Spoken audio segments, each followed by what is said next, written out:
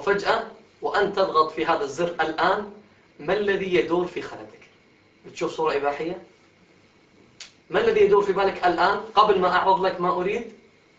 أخبرك أن الله يعلم ما يدور في صدرك الآن، والملك جاهز ليسجل، لكن بإذن الله سيسجل لك خير. وانظر حبيبي الغالي إلى هذه اليد التي ابتلاها ربها جل في علاه في هذه الدنيا، وكيف عاثت فيها النار لمدة 5 إلى 7 ثواني. فانظر ماذا فعلت بتلك اليد.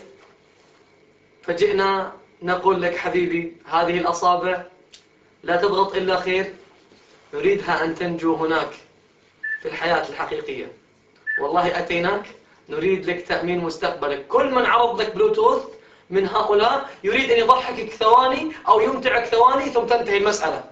والله أتينا لك في هذا البلوتوث نذكرك لأنك غالي علينا، نريدك تضحك ملايين السنين في جنة رب العالمين خالدين فيها أبدا. حبيبي الغالي يوصيك محبك ومن تعب على هذا البلوتوث، نوصيك إن استطعت أن لا تمس هذه الأيادي النار، وما تضغط إلا صح، وما تنوي وأنت ضاغط إلا صح.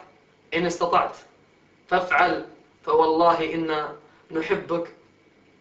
واتقوا يوما ترجعون فيه إلى الله.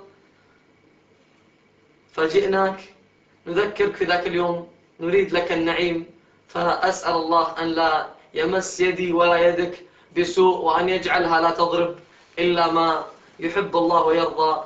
فمحبيك أهدوا لك هذه الهدية، فاقبلها حبيبي الغالي، وعلها أن تكون سببا في راحتك أبد الآبدين.